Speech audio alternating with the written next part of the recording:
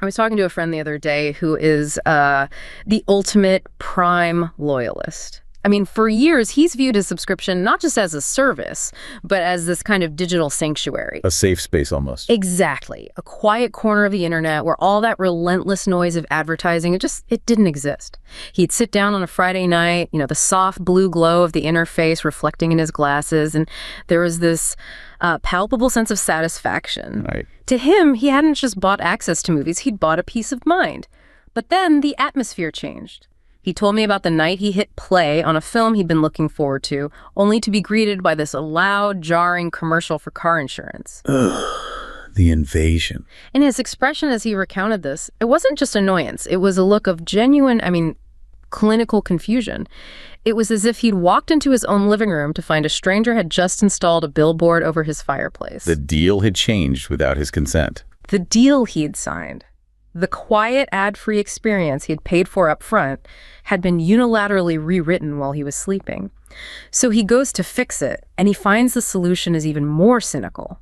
If he wanted his sanctuary back, he'd have to pay a monthly ransom. Wow. So he's sitting there, scrolling through these endless, dense pages of the terms of service on his phone, looking for the fine print that allowed this. And it was in that moment he realized he wasn't really a customer in the traditional sense. He was a tenant. He was a tenant in a digital fiefdom, and the landlord had just decided to change the locks and charge him for the new keys. But what's truly fascinating here, it isn't just the corporate greed, it's the reaction that followed, not from the users, but from a courtroom in Munich. Oh, okay. While my friend felt helpless against the algorithm, a group of judges looked at this product update and saw something much more primitive and, frankly, dangerous.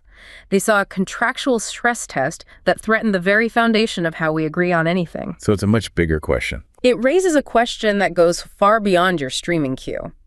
In an era of digital giants, does a person's signature actually mean anything anymore? Or are we all just living at the mercy of the Leviathan's next update?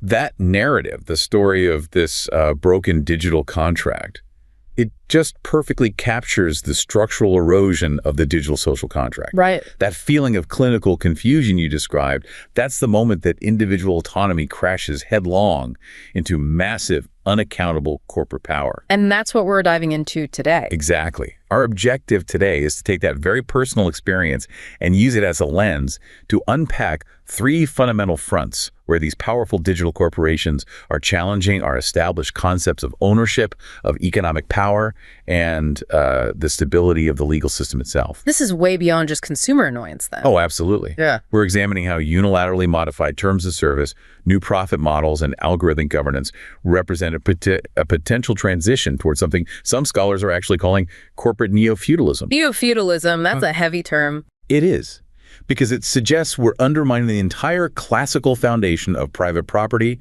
and individual autonomy. Okay, so we're looking at a massive digital stress test on, well, everything we thought we knew about private life and societal structures. If we are decomposing this traditional structure, where do we even begin?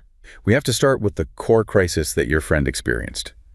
A crisis that's been very eloquently termed the end of ownership. The end of ownership. Yes. Under traditional property rights, you, the owner, are granted dominion. That means complete, uninterrupted control over a physical or tangible thing. I can possess it, use it, sell it, even destroy it if I want to. Without interference, yes. But digital technology has fundamentally replaced this very robust concept with something much weaker: conditional licensed usage rights. So if I buy a physical book, I have dominion. I can read it, I can lend it to you, I can sell it to a used bookstore. Correct. But if I buy an ebook, I have a usage right. It's more like a temporary lease on the content, and it's governed by rules I can't even negotiate. That is the perfect way to frame the conceptual shift. You don't own the product. You own the temporary, and this is the key word, revocable right to run the software that displays the product.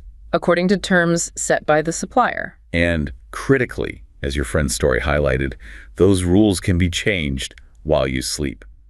The mechanism of control here is what we really need to trace, because it wasn't a single switch. It was an evolution. So what are the technical mechanisms that let rights holders exert that kind of control over something we thought was ours? Well, it really began with digital rights management, or DRM. It was primarily born in the software industry. Right, I remember that. Early software licenses were very strict. They limited installation, so you could only load a program onto one or maybe two authorized machines. And then it just exploded from there. It did. This idea quickly extended beyond simple installation to controlling content across digital books, music, movies, everything. The goal of DRM was to promote this synchronized use and sales of software and hardware, which really just consolidated the market power of the intellectual property holders. I remember that frustrating period of intense market fragmentation. It felt like every piece of media existed on its own little isolated digital island. You couldn't move anything anywhere. And that was an intentional strategy to create those islands. Think about Sony's patent that was designed to lock personal game discs to specific consoles. Or Apple iTunes, right? Restricting use of your music to just 5 authorized devices. Exactly. This was all rights holders attempting to enforce their lease terms purely through technology. But here's where the tension arose. Technical control is always, and I mean always, locked in a tug of war with the public. And the public, armed with ingenuity and, let's be honest, a distaste for being told what to do with their purchased goods, has always fought back. Precisely. More restrictions just lead to more technical counterattacks. The attempted perfect control is often just insufficient. Yeah. We saw this so vividly when Ubisoft deployed a notoriously restrictive form of DRM that didn't even survive a single day. One day. Before it was cracked. Bing. Think about that. High development costs for the restriction and almost instant neutralization by the counter community. That realization that technical restrictions alone were costly and ultimately ineffective pushed intellectual property holders toward a much more strategic, more structural countermeasure. Which was? Eliminating the copies themselves. And that's the pivot to the dominance of streaming and cloud services that we see today. Absolutely. With cloud storage and streaming playback, rights holders could creatively develop these new service models. This allowed them to successfully switch the transaction from a product sale to a licensed service model. And it was sold to us under the guise of convenience. Of course. It was all about maximizing breadth, convenience, and speed of use. I mean, think about the massive attractiveness of Netflix or Spotify in terms of price and flexibility. It was a great deal. But that convenience secretly transformed the fundamental transaction. We didn't see what we were giving up. We stopped buying the song or the movie file, and we started buying the access to the stream. We purchase digital product services, not products. Exactly. When rights holders only provide services, all consumer copies are just eliminated. They control the source, they control the storage, and they control the means of access. So copying is no longer an issue because the consumer doesn't possess the copy in the first place. And the legal foundation for all of this is that ceaseless declaration that they're always making. It's a license, not a sale. Yeah. We traded permanent possession for instant convenience. That is a massive and, I think, a largely unacknowledged trade-off. We got convenience, but we traded our fundamental rights for it. Now, if we take that license usage right and we embed it into a physical object, a car, a thermostat, a refrigerator, that's the ultimate end of ownership, isn't it? That's the Internet of Things, the IoT. Right. The Internet of Things is the absolute zenith of this software and hardware binding. These products are equipped with embedded software, network connections, allowing the parent company to remotely preset and limit their use. They are no longer treated as items with a one-time sale value. They're platform. They are platforms for upgrades and, critically, as you mentioned, as important big data sources. So in many cases, we are buying an object that, through its constant connection and reporting, uses our data more than we actually use the object itself. It's like an observer we paid to put in our own living room. That's the insight that should really worry us the most. And this remote control means that the physical property you paid for, which you assume is yours unconditionally, remains fundamentally dependent on the financial health and goodwill of a remote digital third party. So if they fail, your property fails. We saw that so vividly with the Chinese electric car manufacturer, WM Motor. That story is just essential to understanding the existential crisis of this licensed ownership model. It really is. In October 2023, WM Motor applied for bankruptcy reorganization. Almost immediately, owners of their smart cars reported this profound functional loss. What happened? What stopped working? Essential services, Bluetooth keys, remote car control functions, they simply ceased working because the servers that were necessary to validate the licensed software were gone or deactivated. So you're locked out of your own car. Or you can't use basic features. Netizens summed up the reality perfectly. Their smart cars became retarded cars. I mean, that is terrifying. If I buy Toyota from 1985 and Toyota goes bankrupt tomorrow, the car still starts. When these smart cars turn off, the owner doesn't just lose a cool feature, they lose a fundamental piece of mobility and personal property. It proves that the car was functionally dependent on a third-party server you have no control over. It demonstrates a fundamental loss of dominion over personal property. And this erosion of autonomy is legally cemented by the end-user license agreements, the infamous EULAs. These terms are unilaterally formulated by rights holders. They're almost always dense, non-negotiable, and designed to exempt corporate responsibility while increasing corporate rights. And the problem is that every single person who buys a piece of software or a smart appliance rationally chooses not to read an agreement that is intentionally designed to be incomprehensible. It's a classic take it or leave it scenario, which just completely undermines the principle of mutual consent in contracts. And the predictable result is a clear societal cost, far beyond just individual consumer annoyance. Right. It's bigger than just one person's frustration. Far bigger. Beyond the erosion of personal privacy, where online services have permanent memory, recording thought trends, private morals, and position choices, this crisis impacts our public institutions. We really must consider the library dilemma. Libraries. They're one of the last great public institutions meant to preserve and democratize access to knowledge. What happens when they run into the EOLA and the license model? They lose free control over their collections. In the digital age, a library doesn't truly own its ebooks, it just holds license agreements. So the library is transformed from an owner and an archivist into a mere facilitator of access, with a supplier dictating the terms of circulation, much like a feudal lord dictating the terms of tillage for the peasant. That distinction is incredibly important. So the supplier can dictate how often a book can be checked out before its license expires, just like a physical book wears out. Exactly. For instance, HarperCollins once forced a usage termination after 26 ebook loans. 26, that's it. Yes, analogizing it to the physical wear rate of a print book. But the decision of when a book license expires is entirely arbitrary and dictated by the supplier. So the final decision maker of whether a reader can borrow a book is no longer the library. It's the supplier hidden behind the data terminal. This jeopardizes the preservation of collections, it weakens privacy protection since reading records are now shared with the supplier, and it fundamentally undermines the library's historic role. The internal tension between the intellectual property system and the ownership system has never been more highlighted. That transition from personal property rights to these corporate-controlled licenses brings us, I think, naturally to the macroeconomic engine that's fueling all this control. There's a very serious debate gaining traction that global capitalism itself has fundamentally morphed into technofeudalism. It's a jarring term. It is, and it's critical because it forces us to ask a really fundamental question. Are big tech firms just successful, highly efficient capitalist monopolies? Or have they truly created a new economic order that exists outside of traditional capitalism?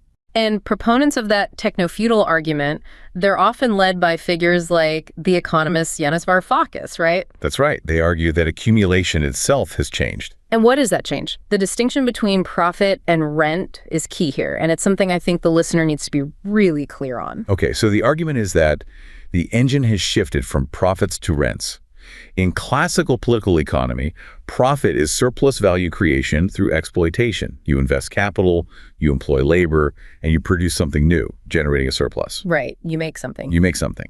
Rent, on the other hand, is the unproductive extraction of value through expropriation. It's just collecting a toll simply because you own the bridge, regardless of whether you built it or you maintain it. So in this view, the digital platforms are likened to new faiths. They rely on these intangible assets like IP, data, AI to extract that toll, that rent, without necessarily engaging in productive activity in the classical sense. That is the essence of the techno-feudal critique. It suggests that big tech relies on these extra economic means of value redistribution.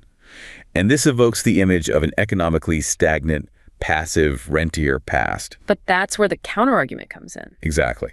The counterargument, often coming from Marxist political economists, asserts that big tech firms are simply highly effective, dynamic capitalist monopolies. It's not feudal at all. Not feudal. In this view, rent is a deduction from surplus value, not a replacement for profit. They're just leveraging inherent tendencies within capitalism, like monopolistic market cornering, not transitioning out of it entirely. So to test these theories, we need to look at the data, the empirical evidence. We must.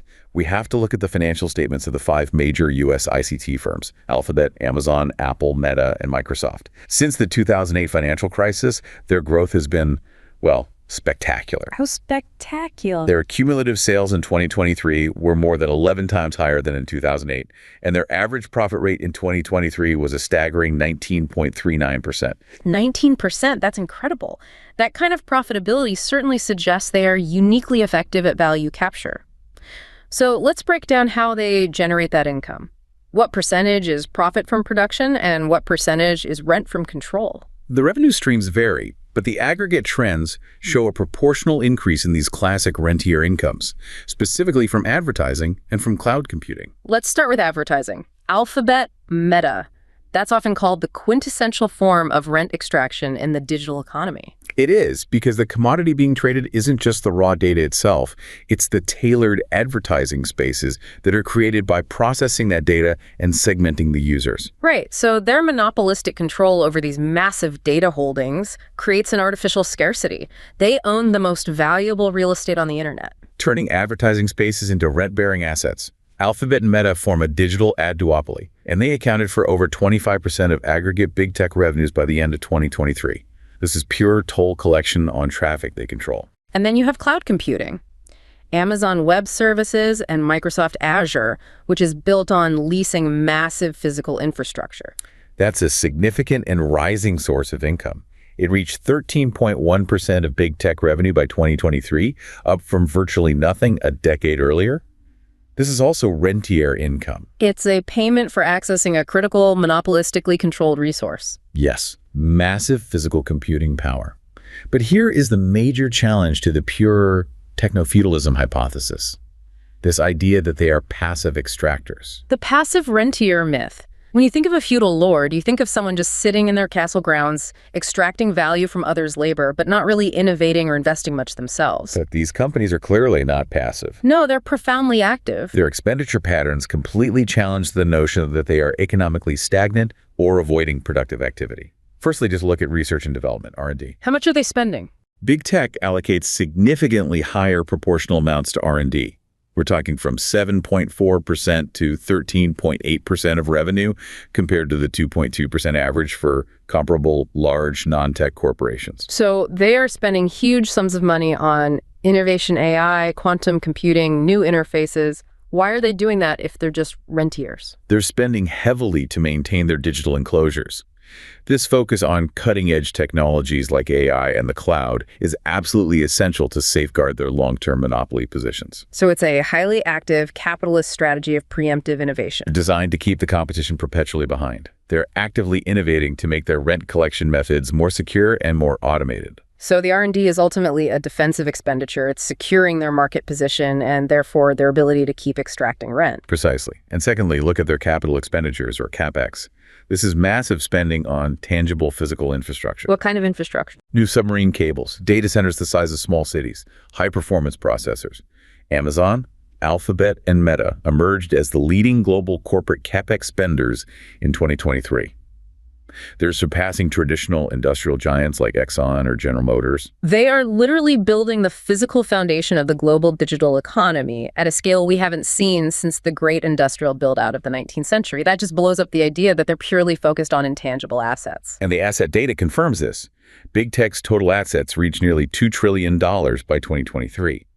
While intangible assets like IP and patents are important, the key trend is a major rebalancing toward physical capital. So the servers, the buildings, the cables. Yes. Tangible assets, they grew 42 times faster in value than non-goodwill intangibles between 2009 and 2023. 42 times faster. That is explosive growth in hard physical assets. So if we synthesize this, the most illuminating view isn't that big tech is a feudal system. No. It's an ultramodern, dynamic, capitalist monopoly.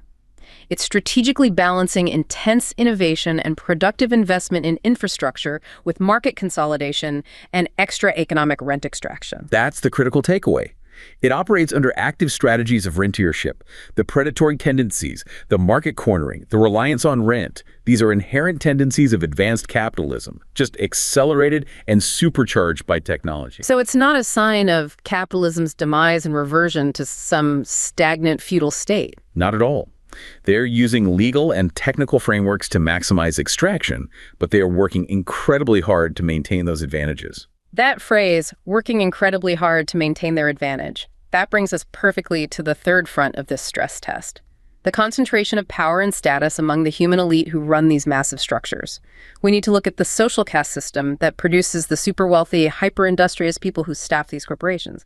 To understand the modern elite, we have to look back at the historical attempt to create a better elite. We have to go to figures like James Conant, who was Harvard's president from 1933 to 1953. Right, and Conant had this idea that American democracy was being undermined by a hereditary aristocracy of wealth. He believed capitalism was devolving into what he called industrial feudalism. So his solution was to replace the old aristocracy, the well-bred man, based on pedigree, social clubs, and manners, with a system based on brain power and academic achievement.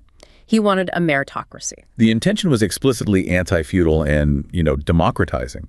But the unintended consequence was the creation of a new and in some ways more rigid caste system. How so? Power became concentrated within a handful of elite institutions, about the top 34 in the U.S. Getting into this select group became the modern prerequisite for leadership in almost every high-status profession. Yeah. Law, finance, journalism, science, and of course, big tech. It's the ultimate bottleneck. If you don't squeeze through that narrow opening, the stem of this very exclusive candelabrum, as it's been called, your odds of reaching the top of any major profession are severely diminished, regardless of your ultimate talent. Michael Lind called this the candelabrum effect. Those who pass through the stem of a few prestigious colleges can then branch out to fill leadership positions everywhere. A 2018 study illustrated this vividly. What did it find? Over 50% of the staff writers at the New York Times and the Wall Street Journal had attended these top 34 schools. Meritocracy didn't destroy the aristocracy. It just changed the entrance exam. That's depressing. But I have to ask the devil's advocate question here. Isn't this still better than the old system, where privilege was based purely on birthright? At least academic achievement requires some work and intelligence. That's the critical distinction. It is better in terms of allowing entry based on cognitive ability, but it has quickly evolved into a mechanism for the reproduction of the elite. So this system just reproduces its own class. Exactly, leading to staggering economic segregation that mimics the hereditary nature it was designed to fight. The competition has moved down the age ladder, making it unaffordable for anyone outside of the affluent. And this is where the sociologist Annette Lareau's work on parenting styles comes into play, right? Precisely. She identified two distinct approaches. Working-class parents often practice natural growth, letting kids explore and develop organically, respecting authority. And the college-educated, affluent parents. They practice concerted cultivation. Think of concerted cultivation as the professionalization of childhood. It involves hyper-supervised, resume-enhancing activities, tutors, specialized sports, and college prep starting in, kindergarten. So the child becomes a project, an avatar of parental ambition. It is a decades-long, high-stakes competition that requires immense parental time and, more importantly, financial capital. And that capital widens the economic gap dramatically. The high IQ student and parent competition creates massive gaps in opportunities and resources. The SAT score gap between the richest and poorest students has grown 40 to 50% in just 25 years. And what's the outcome of that gap? Look at the student bodies. More students at elite institutions today come from the top 1% of income than from the entire bottom half combined. The new aristocracy is still an aristocracy of wealth, just filtered through an academic merit badge. And the people who succeed in this hyper-competitive environment, who go on to staff the big tech monopolies we just discussed, they've been called superordinate workers. What does that term capture about their, paradoxical position? The term captures the paradox that they are workers and they are capital. They are workers because they are paid for their labor, they are highly educated, immensely productive, and constantly working. But their wealth, through founder stock, partnership shares, massive compensation, means they function as capital. And we know they are hyper-industrious. The work ethic of this elite is legendary and often brutal. It is exhausting and comprehensive. The old phrase, banker 9 to 5, historically meant 10 a.m. to 3 p.m. The modern banker 9 to 5 means 9 a.m. to 5 a.m. the next day. And they accrue immense, life-changing compensation by working constantly. They do. But this wealth is what aligns their interests firmly with capital, reinforcing the plutocracy they ostensibly entered the system to improve. So no matter how much they were selected for their brain power or merit, once they become wealthy, their interests revert to protecting that wealth. Precisely. The richer they become, the more economically conservative they are on key issues. Studies show that this superordinate elite is much more hostile than the bottom 4/5 of the population to progressive taxation, economic regulation, and social welfare spending. So the meritocratic reform intended to combat industrial feudalism Has simply created a new, hyper-efficient, highly compensated caste whose allegiance remains structurally aligned with concentrated capital and against the subordinate working class. We've traced this crisis from our individual contracts to the economic engine driving corporate power, and now to the human caste system that manages it all. The final and arguably most critical stress test is on the rule of law itself. Yes. If digital systems are rewriting our social rules and concentrating economic power, what happens when they enter the courtrooms? This is the emergence of the algorithmic judiciary. And we're really addressing algocracy here, a term that defines the delegation of judicial decision-making authority to algorithmic systems. So these systems are structuring decision-making in ways that limit human input and our ability to contest them. Yes, and algorithms are already embedded in the judiciary worldwide. They promise efficiency, but they immediately raise these profound questions about legitimacy. And legal legitimacy relies fundamentally on public trust. People need to feel that the judiciary is acting impartially, consistently, and with procedural fairness. That trust is paramount. Procedural justice ensures that even if a ruling is unfavorable, it is accepted because the process was transparent and consistent. But when decisions are increasingly channeled through this opaque computational logic, Trust becomes structurally undermined by design. We can analyze this threat by looking at 3 distinct levels of trust. okay, let's start with the most immediate level. Individual trust. This is where an individual is most vulnerable to the system's decisions, their freedom, their finances, their reputation. Individual trust is threatened when AI is used opaquely in search and drafting tools.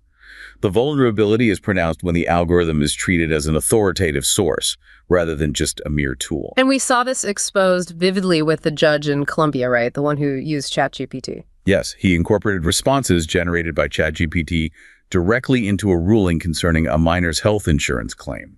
That immediately raised alarms globally. What was a constitutional reaction to a judge effectively outsourcing legal reasoning to generative AI? Well, the Constitutional Court, while finding the use didn't technically violate due process in that specific case, affirmed a crucial boundary. AI cannot substitute for human judicial reasoning. The human judge still has to assess the evidence and provide the legal justification. Exactly.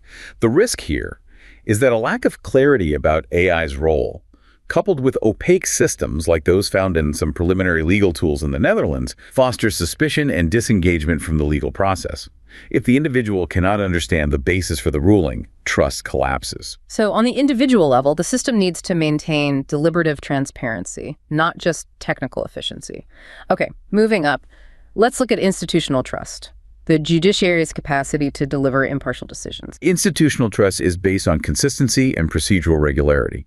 And here, AI systems can actually be used to bolster trust, How? provided they augment human judgment rather than replace it. We call this an accommodation strategy. These systems standardize non-discretionary tasks. Do we have good examples of AI enhancing consistency without threatening human judicial reasoning? We do. In Mexico, the Expertia system advises judges and clerks on routine pension-related matters. It offers standardized recommendations grounded in procedural rules, ensuring uniformity across countless similar cases. So it increases consistency without requiring judicial interpretation on complex points of law. Yes. Similarly, Australia's Bail Assistance Service, or ASS, helps coordinate bail decisions by aggregating contextual and social service information. It guides judges, but it does not make the final decision. So these tools manage the administrative complexity, which improves efficiency and consistency, and that enhances institutional trust. But they keep the judge in the pilot seat. Precisely. They contain the risk of technocratic drift. However, that leads us to the third and most dangerous level, societal trust. And this is threatened by fully autonomous algorithmic decision-making systems, ADM systems. This is where the algorithm is granted near-complete decision-making authority with minimal human oversight. This is algocracy in its most severe and most damaging form. And these autonomous systems, often deployed for resource allocation or risk assessment, they cause these profound legitimacy crises. Because they are opaque, and they often embed societal biases that were hidden in the data they were trained on. The cases of Siri in the Netherlands and Udbetaling Danmark in Denmark are required reading for understanding this danger. Let's talk about Siri. The system was indication tool for welfare fraud detection. It became a huge flashpoint for legal and social controversy. Siri was designed to monitor large sections of the population to detect welfare fraud, and it utilized secretive algorithmic practices. It was challenged and ultimately ruled unconstitutional by the Hague District Court. Why? What was the reasoning? Because it involved disproportionate privacy intrusions and discriminatory targeting. The system's lack of transparency and its demonstrable tendency to disproportionately affect low-income communities created a crisis of confidence. It fundamentally undermined the right to an effective remedy. Yes, because the marginalized populations it targeted had no way to contest the logic of the invisible system that flagged them. And the UDK system in Denmark had similar issues with transparency and accountability, shaking public confidence in the rule of law. It did. The UDK fraud detection algorithms drew intense criticism for relying on vague profiling criteria and lacking transparency. Amnesty International even warned that these opaque algorithms constituted prohibited social scoring systems. So in both the Siri and UDK cases, the failure in transparency and contestability affirmed the need for robust legal accountability. Absolutely. When the state delegates punitive power to an invisible algorithm, the public believes the process is fundamentally unfair, regardless of the statistical outcome. So if we accept that AI and algorithms are permanent fixtures, but these fully autonomous ADM systems are an existential threat to societal trust, what is the regulatory framework required to ensure that technology is integrated responsibly? We need a principled approach that reinforces human judgment and accountability. And it's been encapsulated in what's called the trust framework. Trust, what does that stand for? Transparency, responsibility, understanding, social justice, and trustworthy oversight. Okay, let's walk through those requirements, starting with transparency. What specifically does it mandate? Transparency requires open, accessible information about how these AI systems function and how they influence decisions. Algorithmic tools must provide clear, comprehensible justifications for their outputs. So failures like Siri underscore the need for things like public registries and clear notifications. Yes. Justice must not only be done, but the reasoning must be seen to be done. And responsibility ensures the human backstop is in place. Responsibility requires strong human oversight. The algorithm cannot override ethical deliberation or individual consideration. So even if an AI flags an individual as a high flight risk, the final decision on bail must rest with a judge. A judge who can evaluate contextual factors beyond the algorithm scope. This requires independent auditing processes, continuous evaluation of AI models for fairness and bias, ensuring that technological expediency does not override ethical judgment. Accountability must be clearly assigned to a human being, not diffused across the code. Understanding speaks to the necessary literacy, the education component for the judiciary itself. Correct. Understanding focuses on mandatory AI literacy for judges and legal staff. They must know how these tools operate, recognize their potential biases, and critically evaluate their outputs and limitations. So the misuse of generative AI in cases like Colombia was really fueled by a limited understanding of the tool's capabilities. Exactly. Judges must be empowered as critical interpreters of algorithmic outputs, capable of identifying and rejecting junk inputs, not merely as passive users. And social justice takes us back to the systemic biases we discussed in the meritocracy section, ensuring the technology doesn't just re-entrench those same issues. Social justice requires guiding AI integration with rigorous equity impact assessments. Algorithms trained on skewed historical data will inevitably disproportionately affect marginalized groups or reinforce existing patterns of exclusion. The judiciary must ensure that technology does not deepen societal disparities. This moves beyond mere procedural fairness to align technology with substantive democratic values. Finally, trustworthy oversight. This institutionalizes the long-term defense against algocracy. This involves establishing independent bodies empowered to audit AI systems and intervene in cases of malfunction or abuse. This institutional infrastructure secures reason-giving and the accessibility of algorithmic decisions. This measured approach, the accommodation strategy, is really the only way to incorporate technology while preserving human oversight, reasoning, and ethical deliberation. So it's a clinical defense against the soft totalitarianism of these governing digital platforms. It has to be. So what unites these three critical arenas, the end of ownership, the rise of the active capitalist rentier, and the algorithmic judiciary is this single unifying thread. It is. It's the increasing and often hidden ability of technological structures to control individual autonomy and redefine our human relationships. Digital technology is fundamentally rewriting the relationship between people and things. It's replacing robust property with revocable licenses, and it's accelerating corporate strategies of rent extraction. The alienation between people and the things they use inevitably leads to an alienation between people and the world, where our own choices and freedoms feel increasingly mediated by these invisible external forces. So the drive to restore autonomy over what people possess, whether it's a vehicle, an ebook, or even a legal decision, is the collective appeal of this era, resisting the pressure of technological control. It is. And the most urgent new enlightenment needed today is not some big philosophical shift. It's a practical, constant vigilance. It is for the general public to maintain a clear and critical understanding of digital technology and to constantly remind themselves to preserve independent personality. We have to recognize when we are being made passive tenants in a digital fiefdom and resist that structural alienation, ensuring that our contracts, our economy, and our courts reflect human values, not just algorithmic efficiency.